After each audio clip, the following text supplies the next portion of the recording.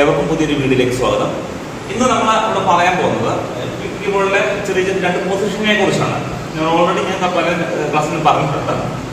ഇത് നമുക്ക് കുട്ടികളെയും അല്ലെങ്കിൽ നമ്മൾ ജസ്റ്റ് പഠിക്കാൻ തുടങ്ങുന്നതിലേക്ക് നമ്മൾ ചെറിയ ചെറിയ സോങ്സ് ഒക്കെ നമ്മൾ ട്രൈ ചെയ്യുന്നത് ഈ ഒരു പൊസിഷനിലാണ് നമ്മൾ നോക്കുന്നത്.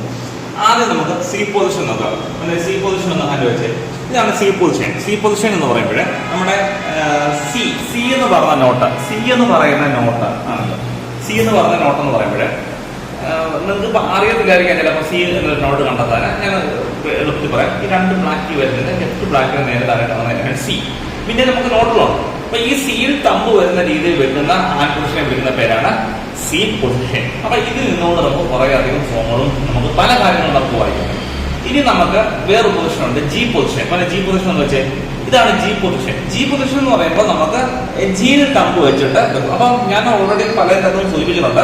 തമ്പ് അങ്ങനെ ഫിക്സഡ് ആയിട്ട് ഒരു കീഴിൽ വെക്കുമല്ല. നമുക്ക് ഓരോ സോങ്ങിനെ ഡിപ്പെൻഡ് ചെയ്തിട്ടാണ്, അല്ലെങ്കിൽ നമുക്ക് ഓരോ സാഹചര്യം അനുസരിച്ചാണ് നമ്മൾ ഈ പിന്നെ ഫിംഗേഴ്സിനെ അങ്ങോട്ടും ഇങ്ങോട്ടും നമ്മൾ ചേഞ്ച് ചെയ്യുന്നത്. അപ്പോൾ അത് നിങ്ങൾ അറിയണം. അപ്പൊ ഇവിടെ നിന്നുകൊണ്ട് ഞാൻ വായിക്കുമ്പോഴേ നോക്കിക്കോണം, ഇവിടെ നിന്നുകൊണ്ട് വായിക്കുമ്പോഴേ എനിക്ക് സി കിട്ടത്തില്ല.